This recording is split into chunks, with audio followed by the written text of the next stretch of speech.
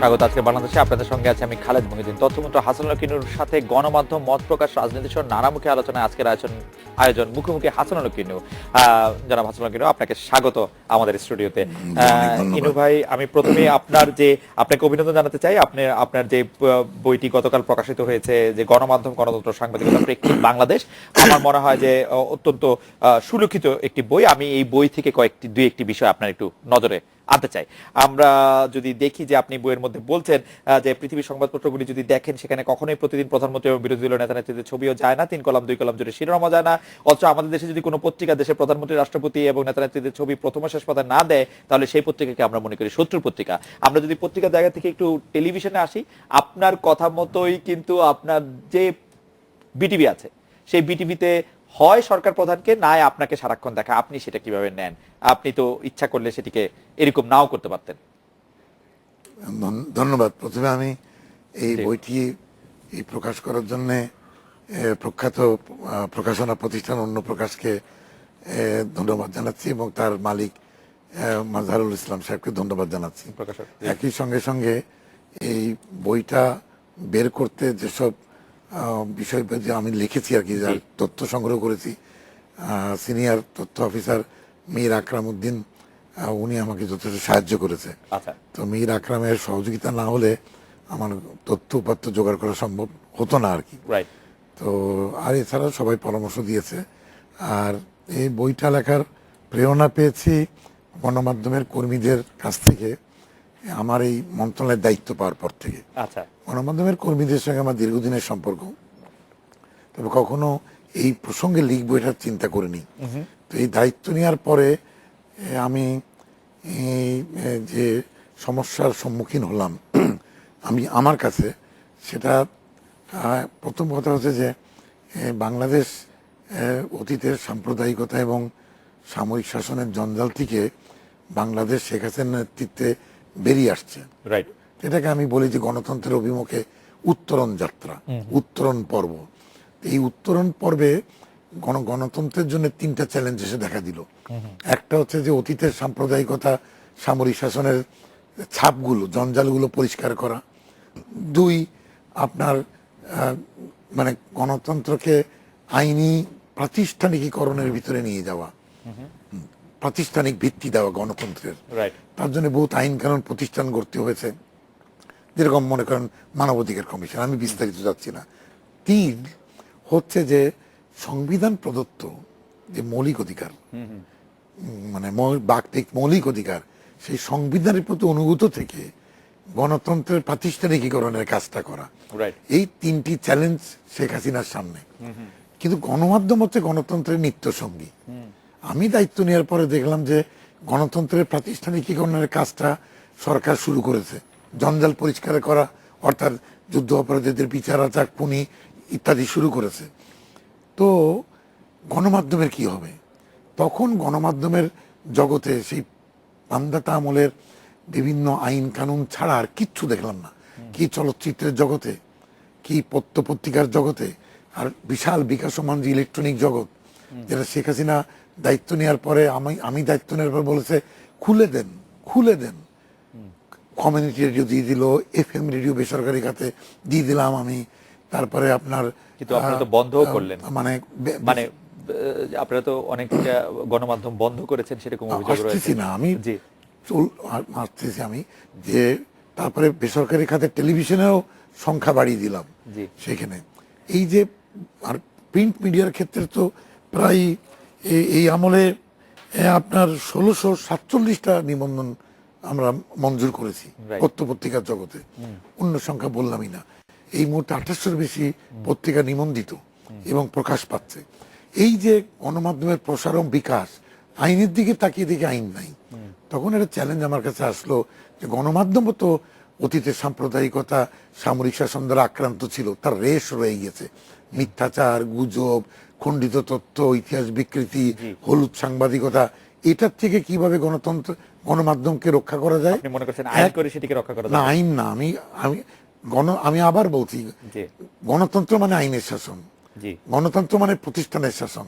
প্রাতিষ্ঠানিকীকরণের আমি শব্দটা ব্যবহার করছি, প্রাতিষ্ঠানিকীকরণ, ইনস্টিটিউশনালাইজেশন অফ ডেমোক্রেসি অ্যান্ড মাস কিন্তু মিডিয়া। ডেমোক্রেসির বিরোধী তো হচ্ছে নানা ধরনের মতামত থাকবে এবং institutional doesn't rule out the various opinion.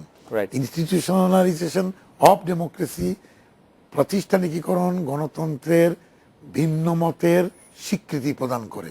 সেইখানে যখন সংবিধান প্রদত্ত অধিকারটা স্বীকার করে নিয়ে প্রাতিষ্ঠানিকীকরণ প্রসার ও বিকাশের জন্য গণমাধ্যম এই কেন চ্যালেঞ্জের আপনার লেখা আমি পড়ছিলাম, আপনি এই মুহূর্তে বলছেন যে সংবিধানের পক্ষে আপনি থাকতে বলছেন। সংবিধান কি এমন জিনিস যে সংবিধানের পক্ষে আমার থাকতে হবে? সংবিধানের পক্ষে আমি তো সংবিধানকে চ্যালেঞ্জ করতে পারি, আমি তো সংবিধানকে মনে করতে পারি যে এই সংবিধান আমার জন্য নয়।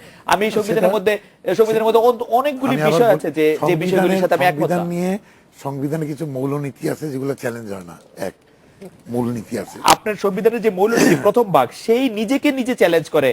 2 আর 12 পরস্পর সাংঘর্ষিক নয়। সাংঘর্ষিক হলে হাইকোর্ট বলে দিত।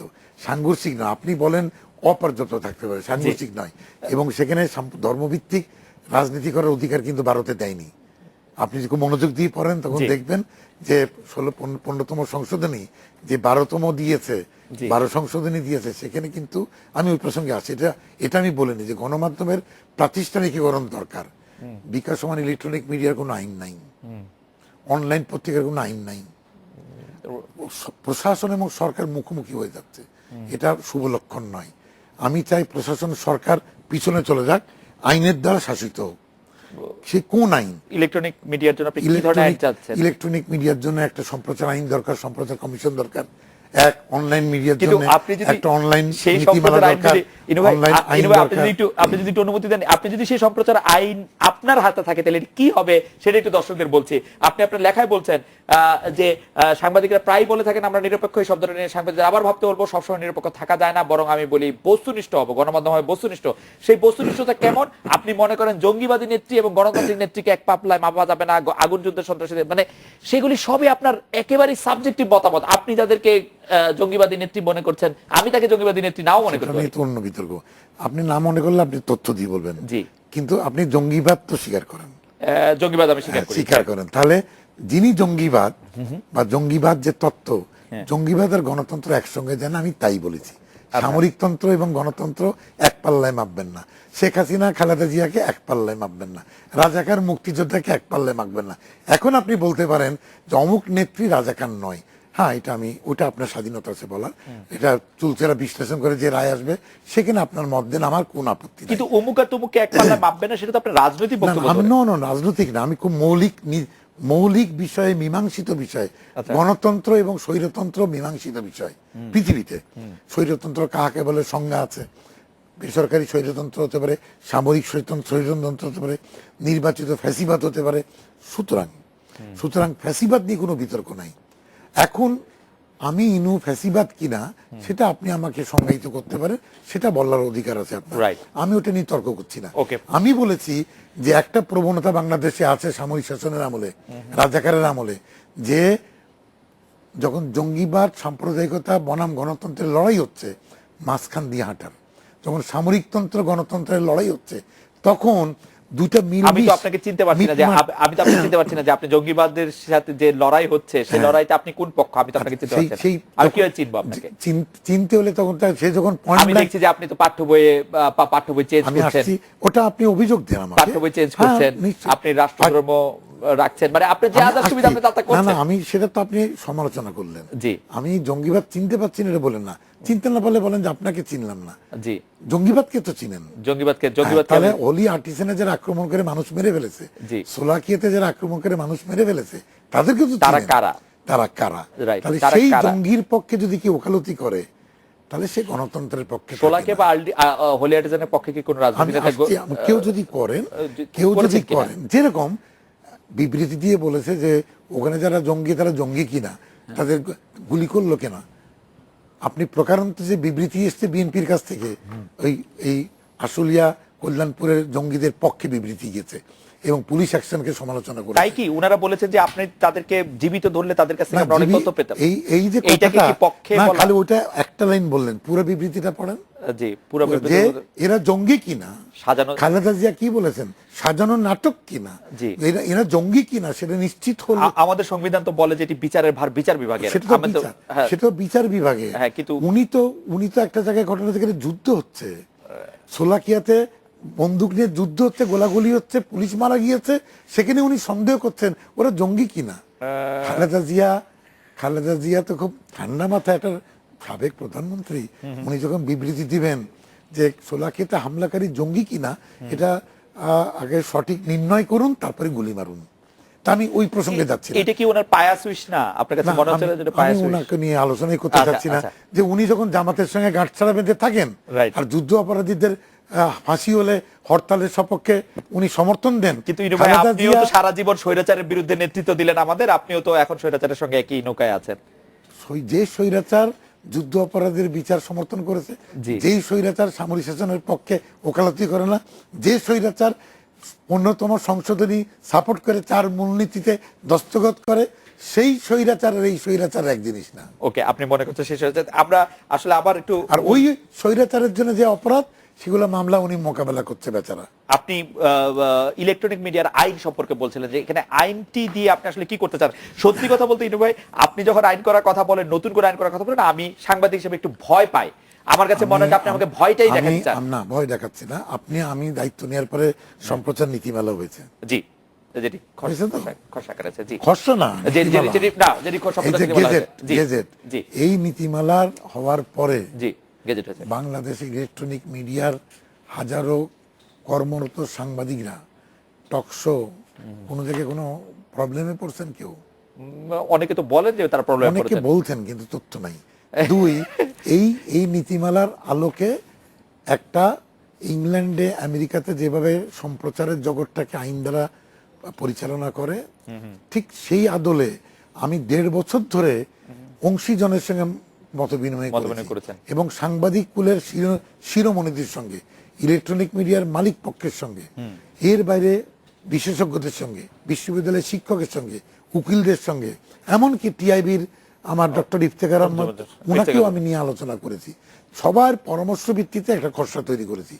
এবং আমি বারবার বলছি, কেন আমি বইটা লিখলাম, যে আমি সংবিধানে প্রদত্ত অধিকার সমুন্নত রেখে কিভাবে প্রাতিষ্ঠানিকীকরণ করা যায়, কিভাবে অতীতের মিথ্যাচার গুজব থেকে সংবাদপত্রকে বাঁচানো যায়, কিন্তু ইনু ভাই, বাংলাদেশে যদি সেইটা আমি এখানে চ্যালেঞ্জটা এখানে ডিসকাস করি। আমি গণযোগাযোগ সাংবাদিকতা বিভাগের একজন ছাত্র হিসাবে, যে আমি যদি বলি 1947 পরে বাংলাদেশের সংবাদপত্রের এই বিকাশের পর এবং 1999 সালের পরে বাংলাদেশে টেলিভিশনের এই বিকাশের পর যারা সংবাদ মাধ্যমকে নেতৃত্ব দিলেন, তারা পারলেন না।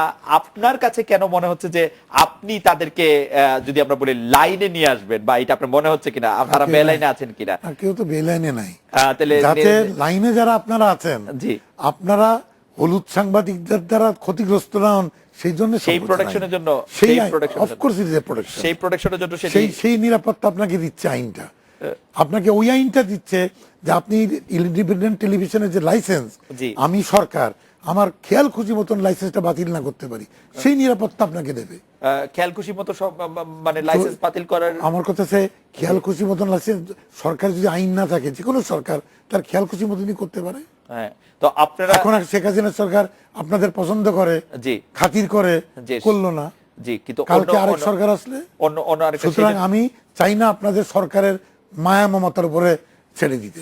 সরকারের আইনের ভিতরে থাকেন। আমরা একটা বিরতি নিচ্ছি। বিরতি নেওয়ার পরে যখন আমরা ফিরে আসব, আমরা এই সম্প্রচার আইন যে উত্থাপন করা হবে, আপনি মিট দ্য রিপোর্টার্স অনুষ্ঠানে কয়েকদিন আগে আপনি বলেছেন যে সংসদের আগামী অধিবেশনে সম্প্রচার আইন উত্থাপন করা হবে, এর মাধ্যমে সম্প্রচার কমিশন গঠিত হবে, এই কমিশন ইলেকট্রনিক অনলাইন গণমাধ্যমকে ছাড়পত্র দেবে, তা বাতিলও করতে পারবে, এটা আধা বিচারিক শক্তিশালী সংস্থা হবে। আপনি আপনার এই কথায় আপনি সেটি শুরু করেছেন, আমরা একটু শুনতেও চাই, শেষও করতে চাই। আপনার এই কথায় আমি ভয় পাবো না কেন? কারণ আপনি যাকে চান তাকে রাখবেন, যাকে চান তাকে রাখবেন না। ব্যাপারটি এরকম কিনা? আমরা একটা বিরতি নিচ্ছি, ফিরছি আপনার কাছে।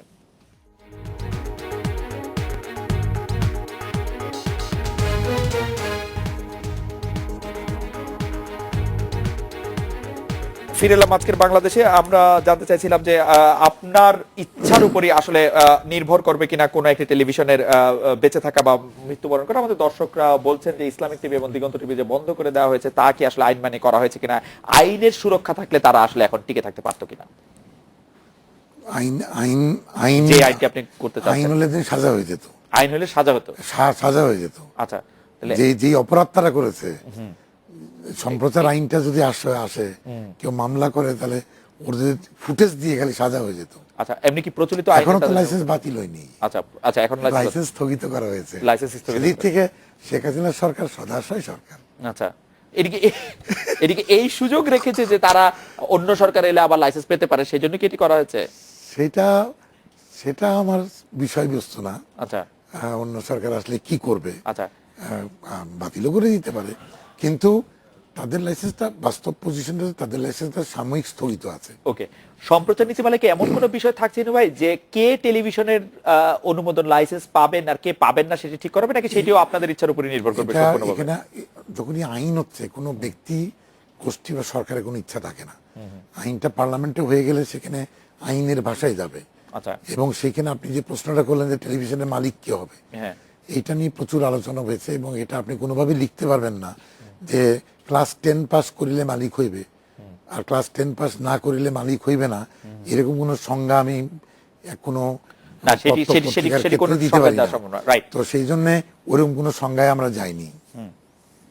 আপনারা এরকম সংজ্ঞায় যাচ্ছেন না, কিন্তু আমরা দেখতে পাচ্ছি যে আপনারা টেলিভিশনের মালিক তাদেরকেই বানাচ্ছেন যারা রাজনৈতিকভাবে আপনাদের মতাদর্শের সাথে একমত। আপনারা কি আসলে সত্যি চাইছেন সবগুলি গণমাধ্যম বৈচিত্র্য, যেমন আপনি সবাইকে আহ্বান জানাচ্ছেন আপনি একে আর তাকে এক পাল্লায় মাপবেন না, যে সবগুলি গণমাধ্যম এক ভাষায় কথা বলুক বা একই রকম খবর দেখ? এখানে গণমাধ্যম যে এনটিভি চলছে না, বাংলা ভিশন চলছে না, বাংলা আপনাদের মনের মতো করে চলছে। কে বললো? এনটিভির খবর আর ইন্ডিপেন্ডেন্টের খবরে খুব তফাৎ নাই, সেই জন্য আপনারা এনটিভিকে চলতে দিচ্ছেন এরকম কিনা? না, এরকম কোনো ব্যাপার না। টক শো যদি দেখেন, জি, আর নিউজ যদি দেখেন, রাইট, সেখানে আপনি দেখবেন যে এটা শেখ হাসিনা আমাদের প্রধানমন্ত্রী খুব হাসতে হাসতে বলেন জি, যে রাতে যখন দেখি তখন মনে হয় আমি ক্ষমতায় নাই আর।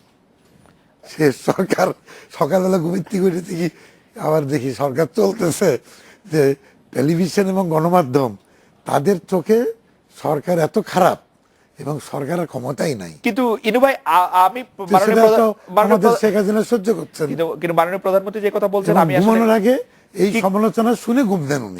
কিন্তু ইনু ভাই আপনার কাছে কি মনে হয় যে ধরেন দেশে এখন 60টি টক শো আছে, এর মধ্যে কি বেশিরভাগ লোক শেখ হাসিনার সমালোচনা করেন? বেশিরভাগ কি করে? একজন, 2-3 জন 4 জন, একজন করলেও তো গণতন্ত্র আছে। একজন করলেও গণতন্ত্র আছে, গণতন্ত্র আছে, সেই সমালোচনা করতে শুনতেছি আমি। গণতন্ত্র এবং নাই, পরের দিন সেই লোকেরা আমি কোমরে দড়ি বেঁধে কারাগারে পাঠাচ্ছি না। আবার মনেও রাখতেছি যে তাকে আসলে সুযোগ পাইলে না, সুযোগ তো সরকারের কত রকম সুযোগ থাকে। আরে সরকার বাদ দেন, আমার লাঠিয়াল বাহিনী থাকলে লাঠিয়াল বাহিনী ধরে নিয়ে আসলাম, রাইট, ওইটা বড় কথা না। আপনারা নিশ্চয়ই স্বীকার করবেন যে শেখ হাসিনার আমলে যে স্বাধীনতা গণমাধ্যম ভোগ করছে, আমার পক্ষের লোক যাকে আমরা বলি যে মুক্তিযুদ্ধের সপক্ষের, তার যদি কলাম দেখেন, যেই চাঁচা ছোলা সমালোচনা করে আমাদের, আপনি মুনতাসির মামুনের কলাম গুলাই দেখেন না, যেই সমালোচনা করে, তো মনে হয় যে শেখ হাসিনা রাজাকার হয়ে গিয়েছে। মানে আমি অবশ্য এটি নিয়ে বলার আগে একটু শেখ হাসিনা যেখানে যুদ্ধ অপরাধীদের ফাঁসি দিচ্ছে, সেখানে আমাদের সপক্ষের লোকরা এমন ভাবে লেখেন যে মনে হচ্ছে যে সরকার মনে রাজাকারের বন্ধু, কিন্তু রাজাকাররা মনে করছে যে এই সরকার আসার পরে কি করবে। সরকার আসলে যত দিন গেছে তত আমি এটিকে কৌশলী বলবো, একটু সুবিধাবাদী বলবো, যে একটু সুবিধাবাদী অবস্থান নিচ্ছে আসলে। সেটিকে আমি খারাপ বলবো কিনা আমি জানি না, কিন্তু সরকার নানাভাবে সরকারের স্খলন হচ্ছে, এটা আমরা দেখতে পাচ্ছি। আপনার সমালোচনা আপনি করবেন, আমরা হাসি মুখে সহ্য করব। আর স্খলন কোন কোন জায়গায় হচ্ছে সঠিকভাবে যদি বলতে পারেন, সকালবেলা উঠে সংশোধন করে দিব। আমার মনে হয় যে অনেকবারই বলা হচ্ছে সরকারের স্খলন কোথায় হচ্ছে, আপনারা সেটি সংশোধন করছেন কিনা আমি জানি না। আমি শুধু আপনি একটু জিজ্ঞাসা করতেছি, সাংবাদিকদের ওয়েজ বোর্ড গঠনের বিষয়ে, যে নবম ওয়েজ বোর্ড গঠনের বিষয়ে একটি কথা চালু আছে যে প্রধানমন্ত্রী চাচ্ছেন, কিন্তু তথ্যমন্ত্রী এখনো সে ব্যাপারে কিছু বলছে না যে নবম ওয়েজ বোর্ড কবে হবে, এবং ইলেকট্রনিক মিডিয়ায় ওয়েজ বোর্ডটি করার ব্যাপারে আপনি ওয়েজ বোর্ড প্রচলন করার ব্যাপারে আপনি জানি না এরকম কোন গণমাধ্যমের নেতা বা কর্মী এরকম কোন প্রচার চালাচ্ছে কিনা। জি, তবে মাননীয় প্রধানমন্ত্রীর এই প্রকাশ্যেই বলেছে ওয়েজ বোর্ড সাংবাদিকদের জন্য আইন আছে, সময় মতন ওয়েজ বোর্ড দিবেন এবং আমাদের সরকার সেটা দেওয়ার ব্যবস্থা করবে। এবং আমি তার মন্ত্রিপরিষদের সদস্য হিসাবে ওয়েজ বোর্ড কীভাবে নবমজুবের দেওয়া যায় সেইভাবে যাদের সঙ্গে আলাপ করা দরকার সংশ্লিষ্ট মালিক পক্ষ, সাংবাদিক পক্ষ, কর্মচারী পক্ষের সঙ্গে আলাপ আলোচনা সমর্থ করেছি। তার ভিত্তিতে আমি ইতিমধ্যে প্রতিনিধি পাঠানোর জন্য আনুষ্ঠানিক চিঠি দিয়ে দিয়েছি এবং ওয়েজ বোর্ডের নেতৃত্ব দিবে একজন বিচারপতি। সেই বিচারপতির জন্য আপনি আইনমন্ত্রীর কাছে নাম চেয়েছেন? নিয়োগ দেবে সরকার, সেটা আইনমন্ত্রী দেবেন। তারপরে এটা আপনার উপরস্থ কর্মকর্তার কাছে যাবে, সর্বশেষ মাননীয় প্রধানমন্ত্রীর দপ্তরে যাবে। মাননীয় প্রধানমন্ত্রী এই নিয়োগটা চূড়ান্ত করলে মহামান্য রাষ্ট্রপতি ওয়েজ বোর্ডের চেয়ারম্যানের নিয়োগটা দেবে। তো সুতরাং আসানুল্লাহ কিনু ওয়েজ বোর্ড দিতে পারছে না, এই মিথ্যা তথ্য আবিষ্কার করলো কোন সাংবাদিক? ওকে, আমরা যদি পরের ইয়েতে চাই, ইলেকট্রনিক মিডিয়াকে আপনি ওয়েজ বোর্ডের একই সঙ্গে সাংবাদিক কুলের দাবি যে এবার ওয়েজ বোর্ড দিবেন ইলেকট্রনিক মিডিয়াকে অন্তর্ভুক্ত করে। কিন্তু ইলেকট্রনিক মিডিয়া যদি আপনার ওয়েজ বোর্ডের ব্যাপারে না মানে, যেহেতু ইলেকট্রনিক মিডিয়া আপনার থেকে কোনো বিজ্ঞাপন নেয় না, অর্থাৎ সরকার থেকে কোনো বিজ্ঞাপন নেয় না, বিজ্ঞাপনের জন্য বিজ্ঞাপনের সঙ্গে কোনো সম্পর্ক নাই। এটা পত্রপত্রিকার ওয়েজ বোর্ড তো আসলে ওয়েজ বোর্ড যখন বঙ্গবন্ধু শেখ মুজিবুর রহমান দিয়েছিলেন সাংবাদিকদের নিরাপত্তার জন্য, তাদের সম্মানের জন্য দিয়েছিলেন, সেখানে আপনি বিজ্ঞাপন দেবেন কি দেবেন না, করপত্র দিবেন কি দিবেন না, তার সঙ্গে কোনো সম্পর্ক নাই, কোনো সম্পর্ক নাই।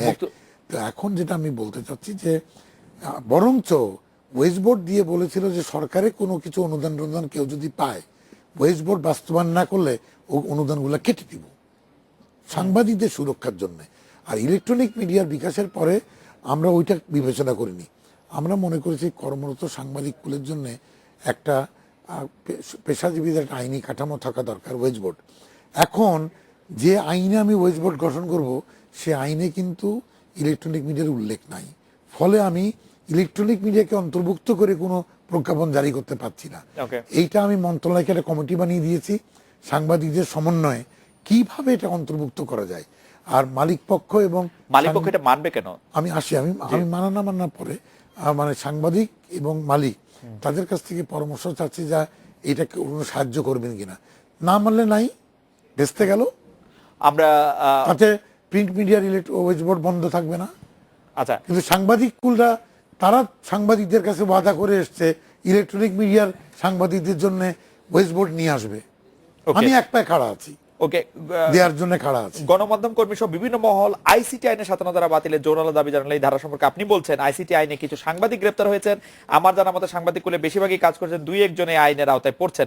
আপনি আসলে এক্স্যাক্টলি বলছেন 250-এর বেশি পত্রপত্রিকা আছে, সেখানে কত হাজার সাংবাদিক কাজ করছে, তার মধ্যে 2-1 জন মাত্র এই আইসিটি আইনে হচ্ছে, তাদের জন্য আপনারা তো বেশি ক্ষতিগ্রস্ত না, এটাই কি আপনার আসলে অবস্থা? ক্ষতিগ্রস্ত শব্দ ব্যবহার করিনি আমি, বলছি 2-1 জন আইনের আওতায় আপনাকে কোর্ট করে বলা হয়েছে, তাহলে তো এই আইন নিয়ে আপনারা বেশি ক্ষতিগ্রস্ত না।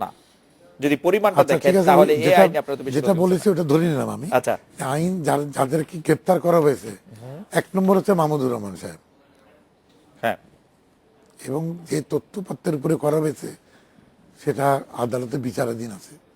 আরো 2-1 জনকে করা হয়েছে, সবাই জামিনে আছেন, আদালতে যাই হোক বিচার হবে, এটা আমার বিষয় না। আমার কথা হচ্ছে যে এই যে আইনটা তথ্য যোগাযোগ প্রযুক্তির আইন নিয়ে এত হইচই হচ্ছে, এই আইন মানবাধিকার বিরোধী আইন কিভাবে হলো? আমি ওই বিতর্কেও যাচ্ছি না, এই আইন তো যথাযথ কেউ প্রয়োগও করে না, এবং তথ্যের উপরে আপনি মিথ্যাচার, গুজব, এরকম ঘটনা তার ভিত্তিতে গ্রেপ্তার করা হয়েছে, তার বাইরে তো কাউকে গ্রেপ্তার করা হয়নি। আর যদি বিচ্ছিন্ন বিক্ষিপ্ত কেউ হয়ে থাকে আমাদের জ্ঞানে আসলে আমরা হস্তক্ষেপ করেছি। আপনার নিশ্চয়ই মনে আছে যে সাংবাদিক প্রবীর শিকদারের গ্রেপ্তারটিও আসলে তথ্য প্রযুক্তি আইনের 57 ধারাতেই হয়েছিল। প্রবীর শিকদারের উনি সাংবাদিক, কিন্তু উনি যে পোস্ট দিয়েছিলেন সেটা আপনারা বিচার করবেন।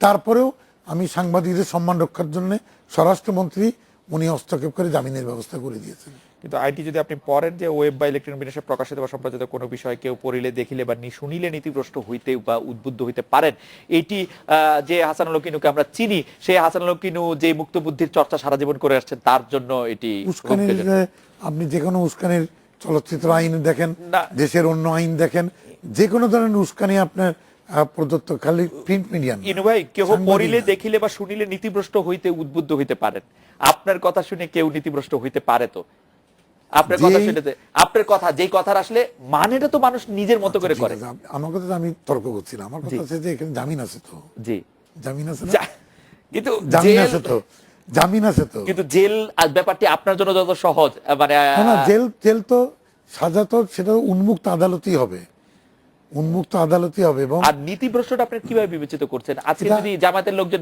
আওয়ামী লীগে যোগ দেয়, বিএনপির লোকজন যদি আওয়ামী লীগে যোগ দেয়, তাকে কি আপনি ওই নীতিভ্রষ্ট জামাত বলবেন? নীতিভ্রষ্ট হয়ে আওয়ামী লীগে গেল, ওকে, তাকে কি আপনি 57 ধারা আপনি ধরেন আপনার কথা শুনে জামাতের একটা লোক নীতিভ্রষ্ট হয়ে আওয়ামী লীগে আসলো, তাকে কি আপনি ওটা তো সাজা দিবেন? নীতিভ্রষ্ট মানে সংজ্ঞা কিভাবে করবেন আপনার এটা? নীতিভ্রষ্ট কিসে?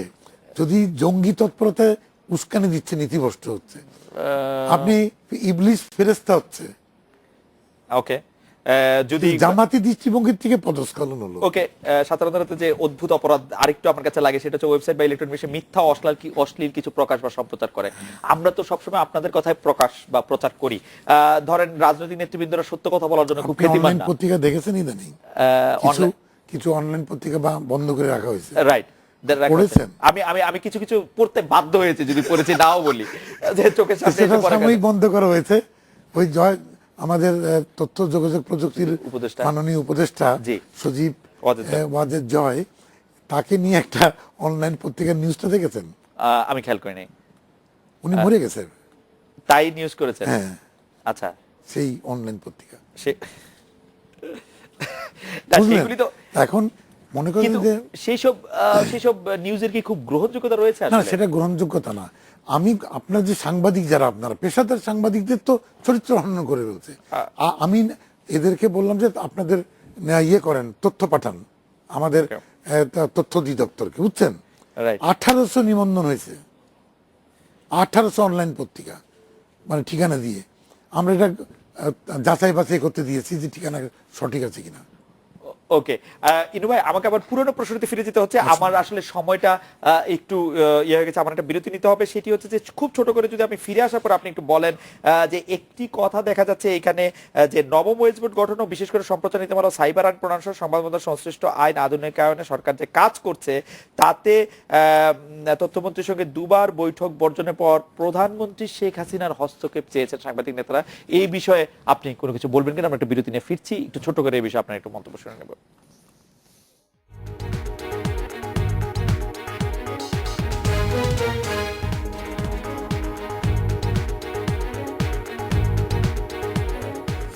ফিরে এলাম আজকের বাংলাদেশে।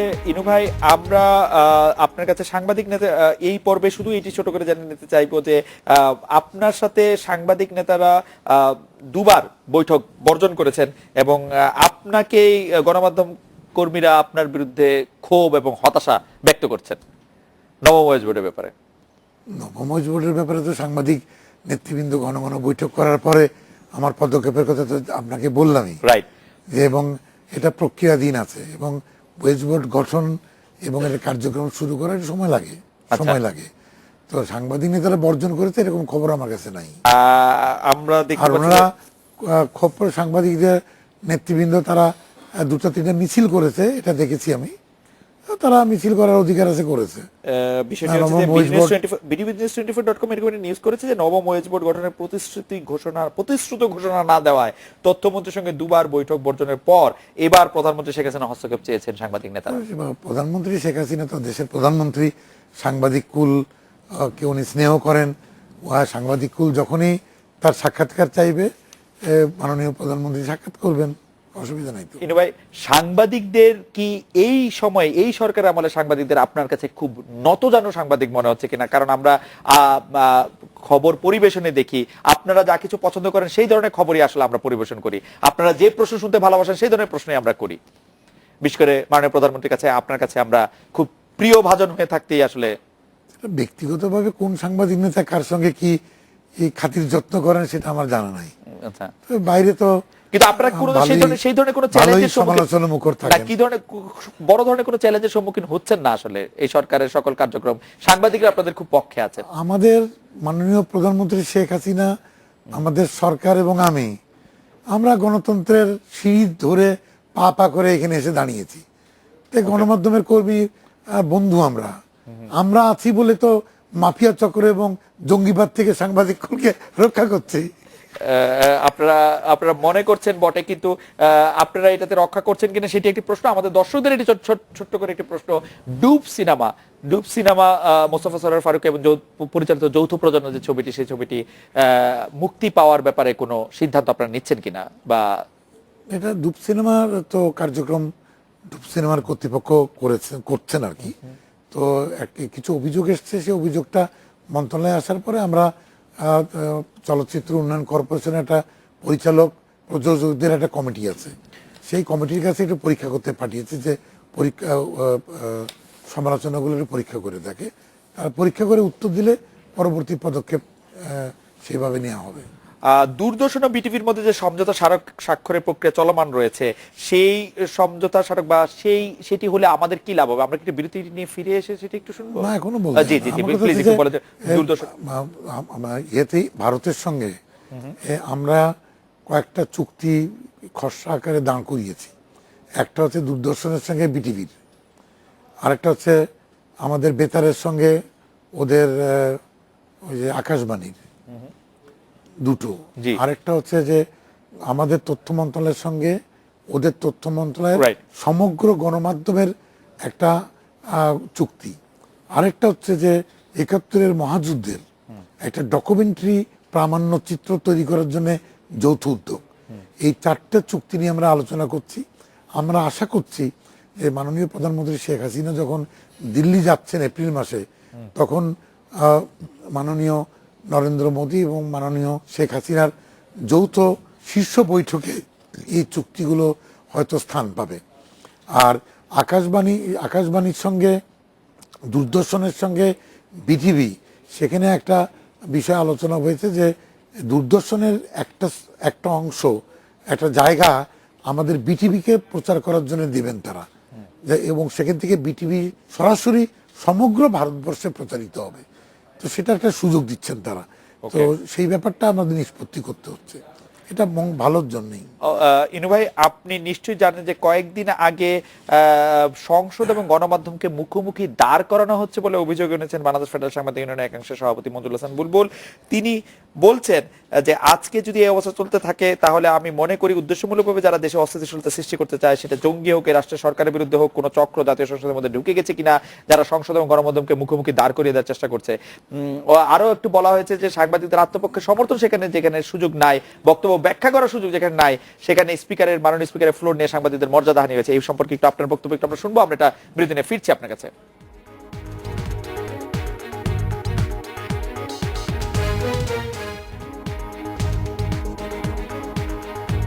সুযোগ না দিয়ে সাংবাদিকদের সমালোচনা করা হচ্ছে সংসদে, সেই বিষয়টি আপনার কাছে জানতে চাইছিলাম যে তথ্যমন্ত্রী বক্তব্যটা আমার চোখে পড়েছে।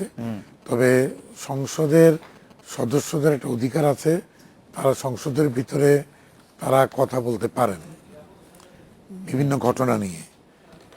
সুতরাং এইখানে যারা বলছে যে ওখানে কেউ যদি অনুপস্থিত থাকে, অন্য কোনো ঘটনা যেটা সংসদের বাইরে ঘটছে, সে প্রসঙ্গেও কথা বলার অধিকার আছে। তার মানে এই নয় যে তাকে আত্মপক্ষ সমর্থন করার সুযোগ দেওয়া হলো না, এবং যার বিরুদ্ধে বলা হচ্ছে তিনি তার জায়গার থেকে তার উত্তরও দিতে পারেন। সুতরাং এই যে অভিযোগটা যে আত্মপক্ষ সমর্থন মতে সংসদের ভিতরে এসে সাংবাদিকদেরকে অথবা বিচারপতিকে অথবা কোনো সরকারি কর্মকর্তাকে সংসদের ভিতরে এসে আত্মপক্ষ সমর্থন করার রেওয়াজ পৃথিবীতে নাই, বাংলাদেশেও নাই। আর গণমাধ্যমের কর্মীদের বলবো, আপনারা যখন সমালোচনা করেন রাজনৈতিক নেতা বা কর্মীদের, তাদেরকে আত্মপক্ষ তাদেরকে সামনে করেন নাকি?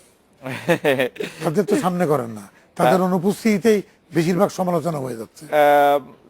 তো এটা আমি যুক্তিযুক্ত সমালোচনা মনে করি না, এবং এটা সংসদ এবং গণমাধ্যম কোনো মুখোমুখি অবস্থান না। ওকে, শেখ হাসিনা দুটি বক্তব্যের উপর আপনার দৃষ্টি আকর্ষণ করছি। একটি হচ্ছে যে মালিক সম্পাদক হলে সাংবাদিকতা বাধাগ্রস্ত হয়, সেটি শেখ হাসিনা বলছেন। আরেকটি বলছে যে প্রশাসনের সাংবাদিকদের আরো নজরদারি চান তথ্যমন্ত্রী। এই দুটি জায়গার দিকে আপনার দৃষ্টি আকর্ষণ করছি যে প্রধানমন্ত্রী কেন মনে করছেন যে মালিক সম্পাদক হলে সাংবাদিকতা বাধাগ্রস্ত হয়, এবং আপনি কেন মনে করছেন যে প্রশাসনের সাংবাদিকরা নজরদারি করতে পারে? নীতিমালার উপরে আসলে মাননীয় প্রধানমন্ত্রী গুরুত্ব দিয়েছেন যে মালিক হচ্ছে একরকম জিনিস আর সম্পাদক হচ্ছে আরেকটা জিনিস। সুতরাং সম্পাদক হওয়ার জন্য একটা যোগ্যতা থাকা উচিত। এই বিষয়টি নিয়ে গণমাধ্যমের কর্মীরা একটা নীতিমালা তৈরি করার কথা বলছেন, যে সম্পাদক যিনি হবেন এই যোগ্যতা হলে একটা পত্রিকার সম্পাদক হবেন। আজকে আমি একটা মালিক প্রকাশনার অধিকার পেলাম, আমি কালকের থেকে সম্পাদক হয়ে গেলাম। সেই জায়গাটায় গণমাধ্যমের যে মান সেটা ক্ষুণ্ণ হওয়ার সম্ভাবনা থাকে। সেই জন্যে সম্পাদকদের কি যোগ্যতার ভিত্তিতে সম্পাদক হবে সেই শর্তটা আমার মনে লিপিবদ্ধ করার উপরে মাননীয় প্রধানমন্ত্রী সঠিকভাবেই এই প্রশ্নটা উত্থাপন করেছে। আর প্রশাসনের সাংবাদিকদের নজরদারির ব্যাপারে আপনি যেটি বলছেন যে প্রশাসনের সাংবাদিকদের আপনি নজরদারি চান, প্রশাসনে আপনি সাংবাদিকদের নজরদারি চান? প্রশাসনে সাংবাদিকদের নজরদারি চাই এই জন্যে যে গণতন্ত্রে বিশ্বাস করলে বর্তমানের যুগে প্রশাসনটার উপরে প্রশাসনের অন্দরমহলে আলো ফেলা উচিত। কিন্তু আপনি এই ধরনের কথা কয়ে এর আগে একবার সংসদে আপনাকে ক্ষমা চাইতে হয়েছিল যে আপনি বলেছিলেন যে কারণ আপনি যখন এই ধরনের কথা না, তারা আমাকে বলেছিল যে সংসদ সদস্যরা আর সবাই চুরি করে, এই কথাটা বলা ঠিক না। আর সবাই না, কেউ কেউ চুরি করতে পারে, সুতরাং সেটার উপরে তারা মন খারাপ করেছিল। কিন্তু সংসদ সদস্য বা রাজনৈতিক নেতা নেত্রী বা মন্ত্রীরা চুরি করে না, চুরি করে না এই কথাটা তো এইভাবে হলফ করে কেউ বলবে না। কিন্তু আপনি কি মনে করছেন আপনি সাংবাদিকদের কাছে চাচ্ছেন যে সাংবাদিকদের আরো নজরদারি চাচ্ছেন, কিন্তু সাংবাদিকদের নজরদারি প্রশাসনের উপরে যাচ্ছে, প্রশাসনের উপরে চাচ্ছেন, কিন্তু সাংবাদিকদের আসলে তথ্য অধিকার আইনটা মাননীয় প্রধানমন্ত্রী করে দিয়েছে, কিন্তু সাংবাদিকতা এতটা নিরাপদ না। আসলে নিরাপদ তারা তথ্য অধিকার আইনটা পড়েন না এবং প্রয়োগ করেন না। আমি তো চাই তথ্য অধিকার আইন প্রয়োগ যাতে করে, সেজন্য আমি আমার দায়িত্বকালে 1200 সাংবাদিককে ঢাকা রিপোর্টার্স ইউনিটির মাধ্যমে প্রশিক্ষণ দিয়েছি, তথ্য অধিকার আইনে প্রশিক্ষণ দিয়েছেন। কিন্তু আপনি নিশ্চয়ই তথ্য অধিকার আইন সম্পর্কে জানেন যে সেখানে অনেকগুলি বিষয় ছাড় দেওয়া আছে এবং যথেষ্ট পরিমাণে আসলে তথ্য সময় মতো পাওয়া যাওয়া প্রতিরক্ষার বিষয় আছে, আর কি আর কোন তেমন কিছু। সংবিধানে যেগুলি মানা করা আছে সেগুলি অনেক কিছু মানা করা আছে। যে কোনো সচিবকে যে কোনো তথ্য, আপনি নৌমন্ত্রী জি মনে করেন, জি, বা বাণিজ্য মন্ত্রী বা শিল্পমন্ত্রী বা তথ্যমন্ত্রী, স্বাস্থ্যমন্ত্রী, ওখানে কি লুকানোর কি আছে, যে কোনো প্রশ্ন করেন না। যেমন ধরেন আমি ব্যক্তিগতভাবে খুব উৎসাহী ছিলাম যে জোট সরকার যখন প্রথম ক্ষমতা আসে 2008 সালে, তখন শেখ হাসিনা বলেছিলেন যে সকল সংসদ সদস্যদের এমনকি মন্ত্রী এমপিদের যে সম্পদের হিসাব জনসমক্ষে প্রকাশ করার জন্য তিনি বাধ্য করবেন বা তিনি আহ্বান জানাবেন। সেটি তো আসলে করা হয় না। এবং আমি তো বলি না, আপনি 8 সালের যে নির্বাচনী আইনটা পরিবর্তন করা হয়েছে, 8 সালে আমি নির্বাচন করেছি, সেই প্রত্যেক প্রার্থীকে পরাজিত বিজয়ী প্রত্যেক প্রার্থীকে নির্বাচনের আগে সম্পদের বিবরণ দিতে হয়েছে এবং সেটা প্রকাশ্য, সেইটা প্রকাশ্য ছাপিয়ে দিয়েছে, সেটি প্রকাশ্য ছাপানো হয়েছে। কিন্তু প্রতি বছর আমি তো আপনার সম্পত্তির হিসাব প্রতি বছর নিতে চাই, যেটি দিতে আপনারও আপত্তি নাই, কিন্তু আপনারা তো দিচ্ছেন না। সেটা হচ্ছে, সেটা দেশে এমন কোন আইন নাই যে এটা আইন করবে কিনা আমরা চিন্তা করে দেখতে পারি, কিন্তু আপনারা তো ভলান্টারিলি দিতে পারতেন। আমার মনে আছে যে বিচারকদের মধ্যে বিচারপতি খায়রুল হক একবার দিয়েছিলেন।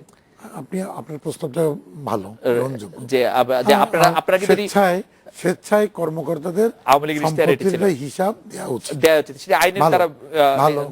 আর আরেকটি হচ্ছে যে এই প্রশ্নটি আমাদের একজন সাংবাদিক করছেন যে অনলাইনের যদি নিবন্ধন নিতে হয়, যেটি আসলে অলরেডি পত্রিকা হিসেবে আছে, ধরা যাক আমাদের দি ডেইলি ইন্ডিপেন্ডেন্ট পত্রিকাটি, সেটি যখন আবার অনলাইনে যে প্রকাশ হয়, প্রচার হয়, তার জন্য কি আলাদা নিবন্ধন নেওয়াটা? অনলাইন নীতিমালা নিয়ে আমরা বহুত গবেষণা করেছি। সর্বশেষ যে অনলাইন নীতিমালা দাঁড়িয়েছে আমার মন্ত্রী পরিষদে যাবে, সেখানে যেগুলো ছাপার অক্ষরে বেরোচ্ছে, সেই পত্রিকা যদি অনলাইন হয়, সেখানে ওই আমি যতদূর পড়েছি লেখা হয়েছে যেই শর্তে খবরের কাগজ প্রকাশ করার অনুমতি পাইয়াছে এবং যেই শর্ত পালন করিয়া খবরের কাগজ প্রকাশ করিবে, সেই শর্তগুলো অনলাইনে যেন পালন করা হইবে, কিন্তু আলাদা রেজিস্ট্রেশন লাগবে, একটা জাস্ট নিবন্ধন। এবং সেই ক্ষেত্রে তো নিবন্ধন এখনো দিনই কাউকে, আপনার কাউকে নিবন্ধন দিচ্ছে না। কিন্তু অনেক সময় অনেক দপ্তর থেকে অনেক ফোন আসছে যে আপনি কি করেন, কবে জন্ম নিয়েছেন, কবে এসএসসি পাস করেছেন। এটা আমি বলি, এসএসসি ওটা ইম্পর্টেন্ট না, ওখানে একটা ফর্ম এক পাতা দেওয়া হচ্ছে যে আপনার নাম, ঠিকানা, মানে কে মালিক, কি ইত্যাদি। তো সেটা যাচাই বাছাই হচ্ছে বলে অত খোঁজ নিচ্ছে আর কি। 1800 দরখাস্ত পড়েছে। ওকে, আপনি সাংবাদিকদের সংবিধানের পক্ষে থাকার পরামর্শ দিয়েছেন। আমরা আপনার কাছ থেকে আশা করব যে সরকার এতটা টলারেন্ট হবে যে আমরা আসলে সব বিষয় নিয়ে যাতে প্রশ্ন করতে পারি। মাননীয় তথ্যমন্ত্রী হাসানুল হক, আপনাকে অনেক ধন্যবাদ। সব বিষয়ে প্রশ্ন করার অধিকার তো আপনার আছে। আমরা আশা করব যে রাজাকারকে আর মুক্তিযোদ্ধাকে এক পাল্লায় মাপবেন না। আপনি সবাইকে নিশ্চয়ই রাজাকার এবং মুক্তিযোদ্ধা কাকে বলবেন সেটিও নিশ্চয়ই হিসাব করে বলবেন। যাই হোক, আপনাকে এটা কঠিন কথা। এই রাজাকার চিনেন না, এটা খারাপ কথা। রাজাকারই সবাই চিনে। মানে তথ্যমন্ত্রী হাসানুল্লাহ কিনু, আপনাকে অনেক ধন্যবাদ। এই ছিল আজকে বাংলাদেশে দেখা হচ্ছে আগামীকাল এই সময়ে। শুভরাত্রি।